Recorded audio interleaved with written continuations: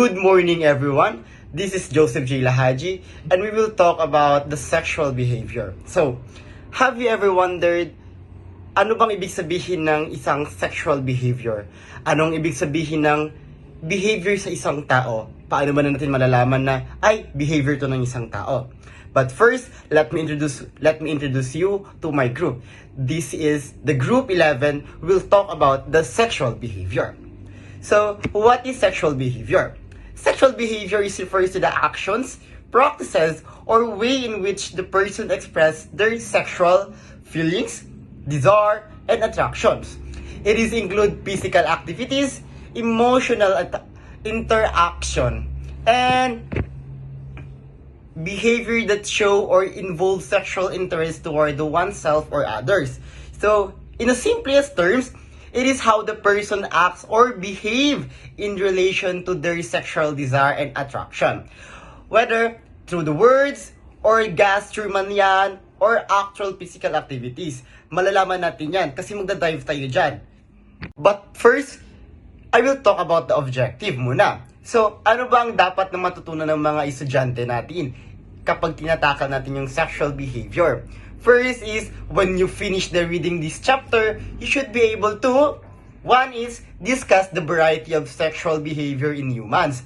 Number two is, tackle the typical sexual variation and show the appreciation of the diversity of the human sexual expression. Yun ang aming objective. The definition of terms naman, sexual behavior, erotic, sexual, response cycle, sexual dysfunction, compilatory behavior, and paraphilia. Malalaman natin yan isa-isa later on. Early discussion, we mentioned that psychology has a three component affected. First, emotion, feeling, cognitive or thought process. The behavior 9 actions. Hence, when used as understanding of human sexuality, it is only appreciated to explore the diversity of behavior relevant of our understanding of human sexuality. So, what is behavior? In simplest terms, it refers to the actions. These are the things that we do, both overt or observable and covert, or not readily observable by naked eye. On the daily basis, we act because of the motivation, something that drive us to do something. Some psychologists believe that we behave as a response of stimuli. Others believe that we do because we want achieve a goal toward the fulfillment of our own potentials and aspirations of a human in search for meaning. So, what is interesting about behavior? It is readily measurable as opposed to feeling and thoughts. You can look it's frequently how many times and an action done in a spot. Sexual behavior are generally erotic behavior such as they involve any primary or secondary erotic zone. So, what is erotic zone? Have you ever wondered kung anong ibig sabihin ng erotic zone or erotic? Erotic refers to something that is related to sexual desire, excitement, or arousal. It is described things such as image, words, or actions that are intended to stimulate or suggest sexual feeling. In simplest terms, what is erotic talaga means something that is sexually suggestive or arousing but not necessarily explicit. So let's go back sa topic natin. So earlier we mentioned that the body parts such as a face, neck, genitalia, and chest among the other erogenous zone. So sexual behavior can be typed according to the aim of the behavior. For instance, sexual behavior such as masturbation or the stimulation of the one's own genital can be considered as autoerotic or self-direct. Kasi nga, yun ang nag-feel sa sarili ko, like gawin ko to para makamit yung desire ko. Erotic motivation can also be directed to the other people or the same sex or the opposite sex. Homoerotic behavior or sexual behavior or oriented to the same sex. On the other hand, Erotic behavior are the used to refer to the sexual behavior or oriented to the other sex. Imagine, no? For reproductive purposes naman, copulations or insertion of the penis, the vagina is necessary. Human can also assume of the two position. This process more common is vertical position or dorsum back may assume, wherein the abdomen of the male species is facing the dorsum of the female species, such as that the insertion of the penis to the vagina from behind. However, sexual behavior do not only refer to the copulation, the insertion of the penis to the vaginal orifice. They also include an array of non-copulatory sexual behavior such as hugging, kissing, or caressing.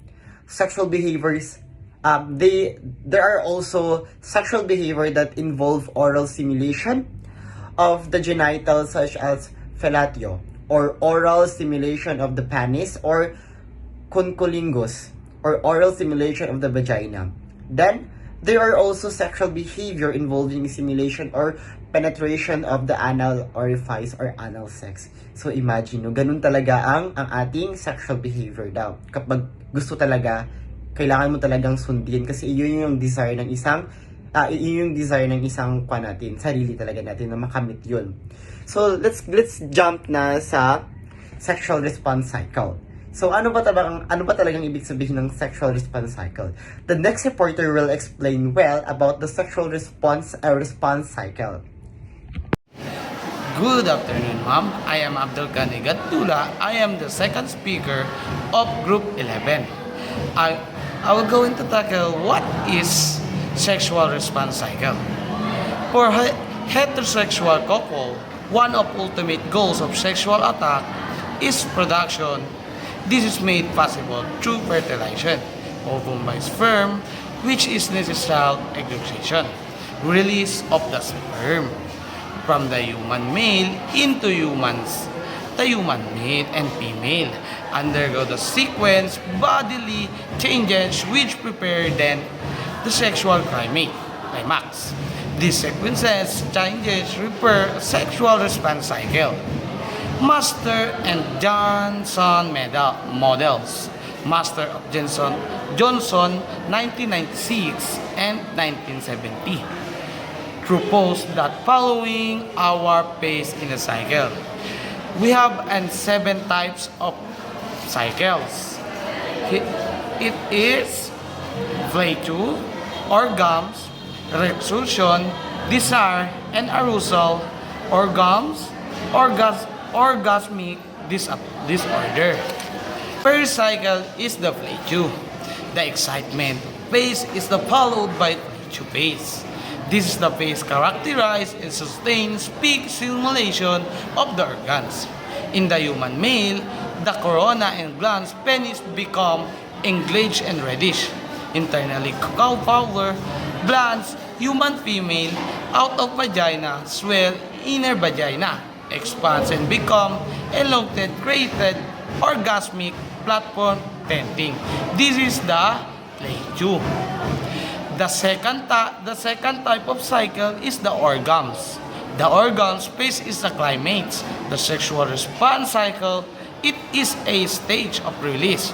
We are in human male achievements. Evacuation of human female is ready to receive the sperm for possible fertilization. In the human male, ejaculation is made by possible contraction by different seminal vesicles and ultra followed by construction and the rectal and sphincter. In the human female, the vagina, uterus, and anal is picture also contract, and this is the orgasms. The third type of cycle is resolution. In the resolution phase, the male penis return is a normal. Interactive phase, we are as tested scrotum disease. In the human female, outer or inner. Reproductive organs and also relax. This one is resolution. Kaplan's model, unlike Master and Johnson's model. Kaplan's model 1979 sees sexual response cycle as having relativity independent stage. The three phases of this model include is desire, arousal, and orgasms. The fourth phase is desire. Desire is psychological component of sexual response. It is involved sexual through the feelings which are necessary satisfying sexual experience. However, design does not necessarily translate in attraction. This is the desire. Next is arousal. Arousal phase is the phase we are excitement and Plato has defined by Master and Johnson take place. Its psychological component of sexual response. We are in bodily changes occur an outcome of sexual stimulation just like desire arousal may not necessarily translate into organs. And this is the arousal. The next is orgasms. Orgasms of Kaplan's model is generally similar with that the Master Johnson model. Expect that phase include resolution phase in Kaplan's model. Organs is the completion of the sexual response. This is the organs. The last is orgasmic disorder. When an individual has problem achieving organs, premature or ejaculation. Among males and females, organic organs or orgasmic disorder when is experienced the pain during sexual response cycle, painful erection and pyromania, and vaginal spasms and vaginerus. The origins of sexual dysfunction disorder are varied. It can be organic problem and anatomy, physiology, and reproductive organ. It also psychosomatic, psychological concern, which manifesting physically. Hence, there are also gamut and invention and either biomedical surgery medication or psychomotical, psychotherapy, education, material, and couples counseling. And that's all for my part. Thank you po. So, good day everyone. I'm Laika Sadjo. So, today, let's talk about paraphilias. So, what is this paraphilias? So, paraphilias are unusual sexual behavior that are rare, unsafe, or socially unacceptable. Paraphilia refers to sexual arousal from unusual object, situation, or non-consenting people, while a paraphilic disorder. So, this happens when these urges last at least 6 months and cause harm or distress to oneself or others. So, maybe some of us are confused what is paraphilias and paraphilic disorder. So, there is difference between these two. The paraphilias is an usual sexual behavior, and the paraphilic disorder is when this sexual behavior lasts at least 6 months. So, it can now transform into a paraphilic disorder because it can cause harm or distress to oneself or to others. So, some of paraphilic disorders are as follows. So, the first one is the exhibitionism. So, these are a condition where a person feels sexual excitement from exposing their genitals to someone who did not consent or is unaware. The thrill often comes from the shocks or surprise of the other person. The second one is the fetishism. So this arousal comes from non-living objects or specific body parts that are not typically sexual. So, for example, is shoes, socks, leathers, pits, or hair that the object becomes the main focus of sexual excitement. So, the third one is the fretteurism. So, a person becomes aroused by touching or rubbing their genitals against someone without consent. So, it usually happens in a crowded place. The person does not know or does not agree to the contact. So, the fourth one is the pedophilia. So, pedophilia is a condition where an adult feels sexual attraction to children who are not yet pubescent.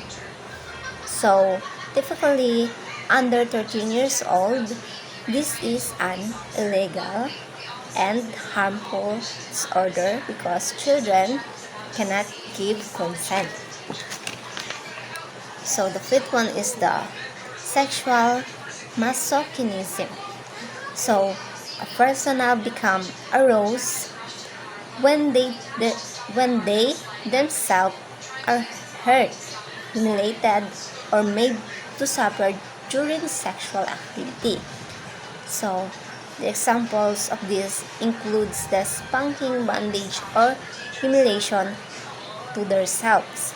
So, for the sixth one, we have the sexual sadism. So, a person feel aroused by inflicting pain, suffering, or humiliation on other person who consents. When the other person does not consent, it becomes abuse and is illegal. So, the seventh is the transvestic fetishism. So, transvestic fetishism usually occur in heterosexual males who feel sexual arousal from wearing clothing of the opposite sex. So, especially during sexual activities. So, this is different from gender identity. It is about arousal, not wanting to be in another gender. And the last one is the voyeurism. So, a person becomes aroused by watching others who are naked, undressing, or engaging in sexual activity without those people knowing. So, the lack of consent is a part of the disorder. And that's all in paraphilic disorder. So, the behavioral aspect of human sexuality looks at how the body, physiological, and the mind, psychological, work together to influence actions. So, sexual behavior can show whether a person is healthy or experiencing problems. So, by understanding which behaviors are normal and acceptable and which are not, we can make a better and wiser decisions about issues related to human sexuality.